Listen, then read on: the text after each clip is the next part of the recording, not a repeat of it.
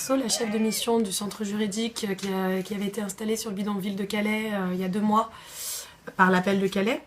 On a maintenant une équipe d'à peu près 10 à 15 personnes, des avocats européens, italiens, anglais, belges, français, voilà.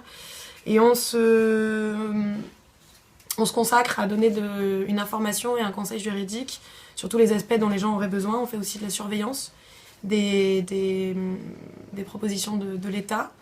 On fait de la veille juridique. L'accès au droit, c'est une thématique qui est très large, mais on est les seuls à informer les gens sur quelles sont leurs possibilités, de toute façon sur une thématique juridique très large. Ça, on a vu 600 personnes sur les 2 derniers mois, dont 200 mineurs. Et parmi ces mineurs, 80% de ces mineurs-là ont de la famille en Angleterre. Donc on les accompagne, on accompagne toutes nos personnes sur toutes les démarches juridiques. We work with mostly adolescents, children, young people, majority of which are boys, some girls as well. We provide a safe space for them where they can just come and get away from everything else that goes on in the camp. So it's an area where they can be sort of supervised and monitored, and they can ask for any support that they might need, and we provide whatever we can, whatever resources we have access to, we will direct onto them, whether that be in the form of shelters or tents or food or clothing or just generally being there for emotional support as well.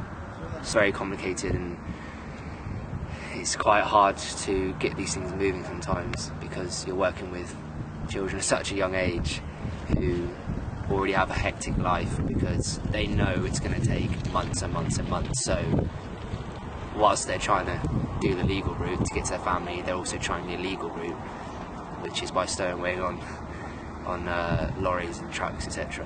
So trying to coordinate the legal effort with young people can be quite challenging. And accommodation changes all the time, so one day you know where they live and the next day they move. La musique de vos enfants, la musique de notre président, s'il écoutait un petit peu. La musique de la préfète, la musique de la maire de Calais, la musique de tous mes amis qui vivent au centre-ville de Calais.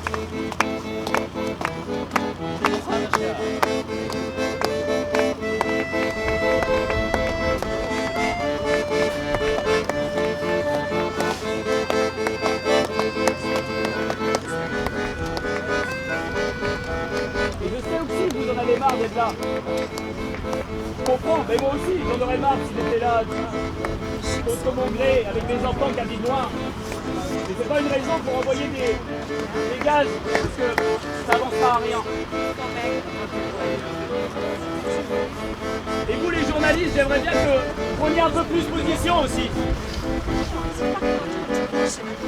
I'd like the English journalists to send the news in England and to say to England that hypocrisy from the Prime Minister of England. Send money to make fence.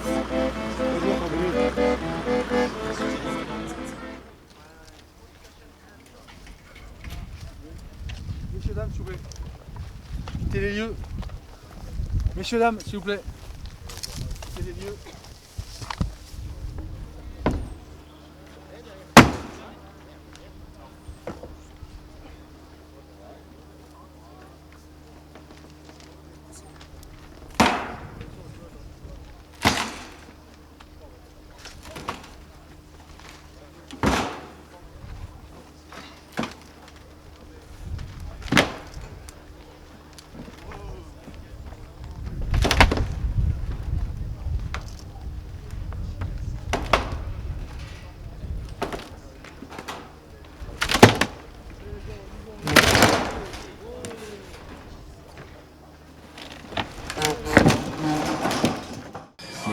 All life in jungle very difficult because many people die here, many injured. This is the life. Bienvenue dans l'entrepôt de l'auberge des migrants et de Help Refugees, qui en gros sert de parapluie à plein d'associations, plein d'indépendants qui travaillent sur la jungle de Calais et au camp de Dunkerque et aux autres jungles qui vont fleurir aussi. On a la Welcome Caravan, qui est une caravane qui distribue aux nouveaux arrivants un kit de bienvenue qui contient un sac de couchage, de couverture, des biscuits, des trucs comme ça, brosse à dents aussi, etc. Et aussi une tente par petits groupes, s'ils sont arrivés par petits groupes. La Welcome Caravan est ouverte tous les jours pendant 2-3 heures. Donc c'est comme ça qu'on sait quels sont les nouveaux arrivants et ils savent qu'ils peuvent avoir le nécessaire de là. On distribue l'équivalent de 15 000 repas à cuire par semaine dans toute la jungle. Donc des boîtes de conserve, du riz, des lentilles, du lait, de l'huile, etc. En fait ici tu as des trucs qui sont préparés pour Abdullah, au point numéro 64. Donc les gens du système de distribution connaissent exactement, ils ont un petit point numéro 64, ils savent à quelle heure et quel jour ils doivent faire ça. C'est fabriqué la veille et dedans on a prévu des choses pour plusieurs cuisines. Donc tu peux voir des oignons, du lait, des carottes, de la farine, du sucre, des machins, du thé, enfin un peu de tout. Et en fait c'est des choses qui eux utilisent quoi. C'est-à-dire tu vois, c'est ce qu'ils cuisinent. Si tu leur envoies des pâtes à eux, ils vont faire la gueule. Tu vas remarquer qu'il n'y avait pas de pâtes dedans, c'est pas pour rien quoi. Comme ça on essaie d'arriver au mieux de leurs habitudes alimentaires. Et c'est eux qui cuisinent. On leur a amené les casseroles, les machins, les trucs, et c'est eux qui cuisinent eux-mêmes. Comme ça, ils passent la journée à cuisiner, entre eux, à discuter, à réfléchir, à avancer, enfin à être humain quoi. C'est vachement mieux que de faire la queue pendant 2 heures pour un repas que t'as pas choisi, même s'il a été fait par un nutritionniste. Et en même temps que cette nourriture est distribuée du bois pour faire la cuisine, pour pouvoir justement cuire ces aliments. C'est extrêmement bien organisé et je dois vous dire, ça se passe très bien. Les gens ont un ticket, ils ont un ticket pour recevoir leur nourriture, après ils ont un autre ticket pour recevoir leur bois directement. Et il n'y a pas de dispute, il n'y a pas d'énervement, c'est très bien rodé. Ça se passe très bien. Ouais, alors derrière moi, en fait, là ce qu'on voit directement, c'est un atelier de bois de chauffage. Donc on fait des distributions aussi pour toutes les cuisines et les trucs comme ça pour qu'ils puissent et les hotspots aussi, dans la mesure du possible. Et c'est que des donations encore le bois. Hein. On peut pas. Voilà. Et derrière, il y a l'atelier de fabrication des cabanes où là, pendant l'hiver, depuis octobre, on a réussi à créer 1500 cabanes. Donc là, il est au ralenti parce que vu qu'il y a l'éviction en ce moment, machin, on est en train de faire d'autres choses.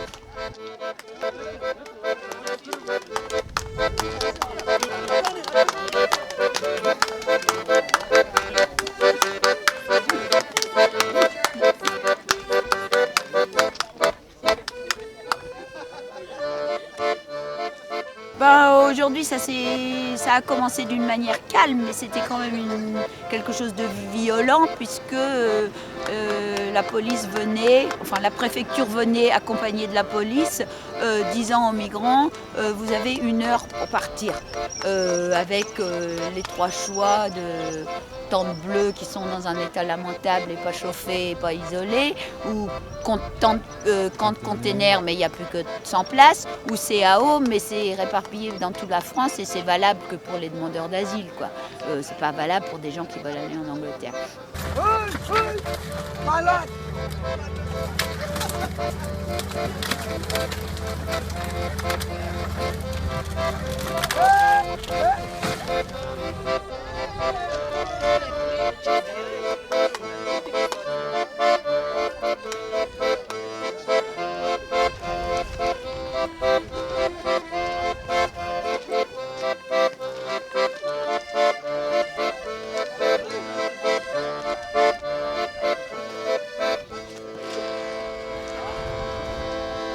Moi je suis Pierre, je suis infirmier, moi je suis avec Médecins sans frontières ici depuis 5 mois, mais moi je suis infirmier maraude, c'est-à-dire que je suis détaché, MSF jusqu'à aujourd'hui, on s'occupait d'un petit dispensaire qui se trouve à côté du centre Jules Ferry, et aujourd'hui c'est la passation, donc c'est l'hôpital qui reprend le dispensaire, et nous du coup on va travailler dans un abri qui est situé un petit peu plus loin, et on va continuer à faire nos activités médicales, mais ce que ne va pas faire le dispensaire avec l'hôpital de Calais, c'est-à-dire que nous on va faire des certificats médicaux pour violences, notamment violences policières.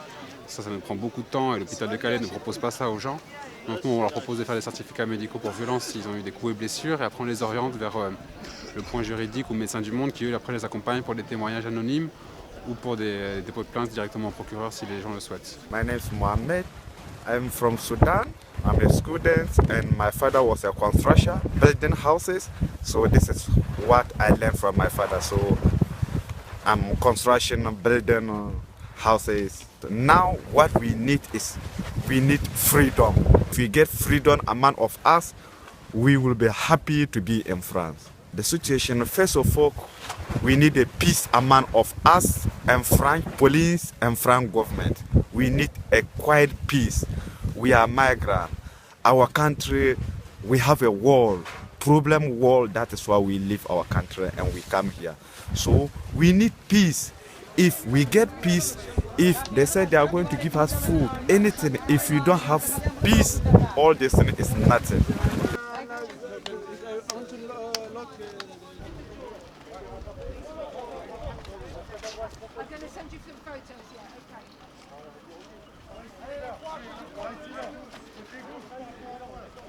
Cazeneuve a mis par écrit jeudi dernier, a dit haut et fort à la réunion avec le ministre du Logement qu'il n'était pas question de violence, mon Dieu, il n'était pas du tout question, tout allait se passer dans le calme. Et le jour du jugement, mardi, l'avocat avait dit aussi, nous n'utiliserons pas la force.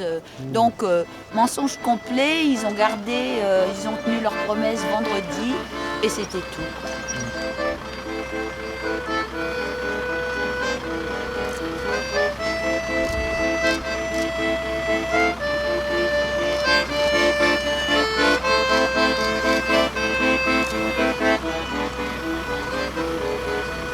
On a tous marre, on s'en fout que nous.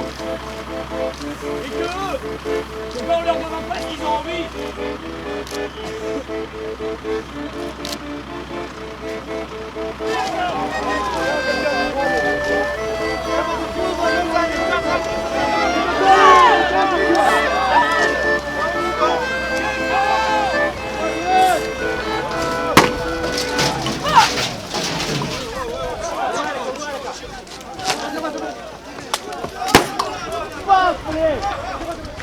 Aujourd'hui,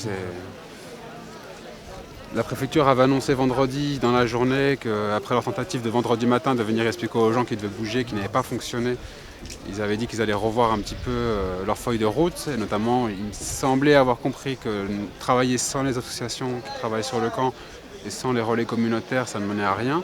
Donc ça, c'est le message qu'ils ont donné vendredi. Ils ont dit également qu'ils ne viendraient ni avec les bulldozers ni avec la police.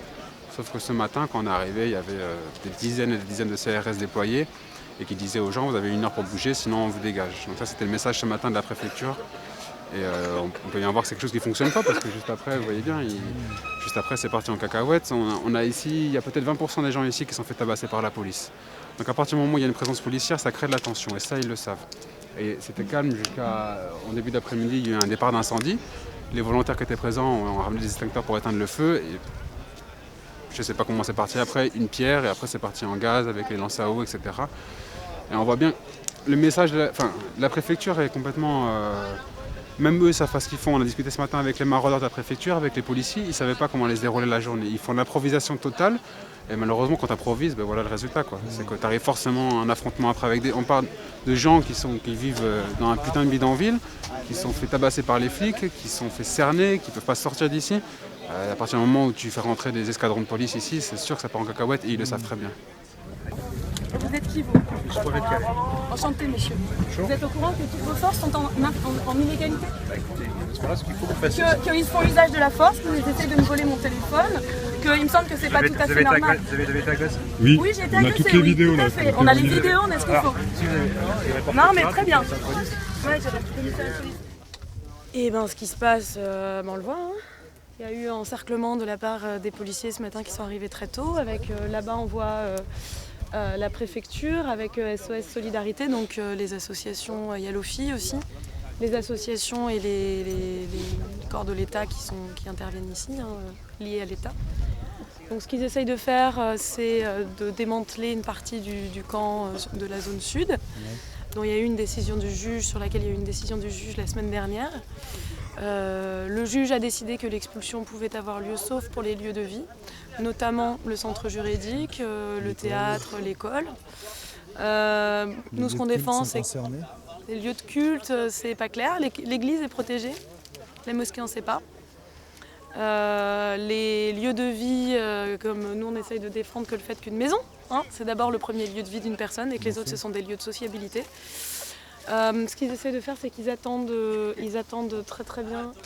Si tu vois, là, il y a un mec Ouais, debout Hein, sur ça. debout. Ouais, ouais. Donc ils sont arrivés ce matin, ils ont demandé aux gens, ils ont dit aux gens vous devez partir avant 11h, après maintenant c'est 3h. Ils ont menacé certaines personnes, ils ont dit qu'on les arrêterait s'ils obtempéraient pas. Les gens ont dit mais il y a eu des arrestations de No Border, je ne sais pas s'il y en a eu de migrants, j'ai pas entendu parler. Par contre ils les ont menacés de ça, clairement. Et qu'est-ce que je voulais Les dire ? associations travaillent avec les gens de la préfecture, les gens avec les... Et certaines gilets associations, oranges, là, certaines associations. Ouais. Il y a SOS Solidarité, France Terre d'Asile a refusé de le faire, et Acted a refusé de le faire. D'accord, donc On les demande, gens on avec demande les- pourquoi. Hein.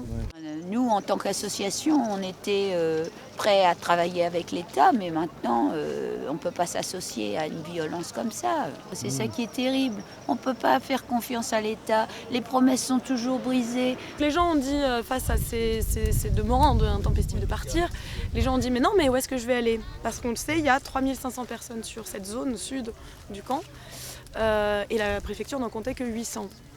Donc le jugement est en appel pour plusieurs raisons, notamment sur le fait qu'il n'y a pas assez de place dans les solutions proposées par l'État et qu'elles sont inadaptées en termes de qualité de suivi légal, etc. Les mineurs, on ne sait pas ce que vont devenir les mineurs. Est-ce qu'il y avait des mineurs dans ces maisons-là? Bonne question. Hein. Les mineurs, il n'y a absolument aucune solution pour eux. Le camp de l'État n'a pas d'agrément pour accueillir des mineurs. Les fameuses tentes bleues où ils voulaient accueillir des mineurs, elles sont inondées. En fait, donc personne n'est allé vérifier la réalité des chiffres de la préfecture non plus. Il y a pas dans les CAO, il n'y a pas de place, et puis les CAO non plus n'ont pas l'agrément pour les mineurs. Ils l'ont déjà pas pour les demandeurs d'asile. Hein. Donc voilà, il n'y a absolument aucune solution, et on déploie encore une fois la force, la pression psychologique, parce qu'il s'agit bien d'une guerre psychologique ici qui est faite depuis plusieurs mois. C'est une guerre psychologique.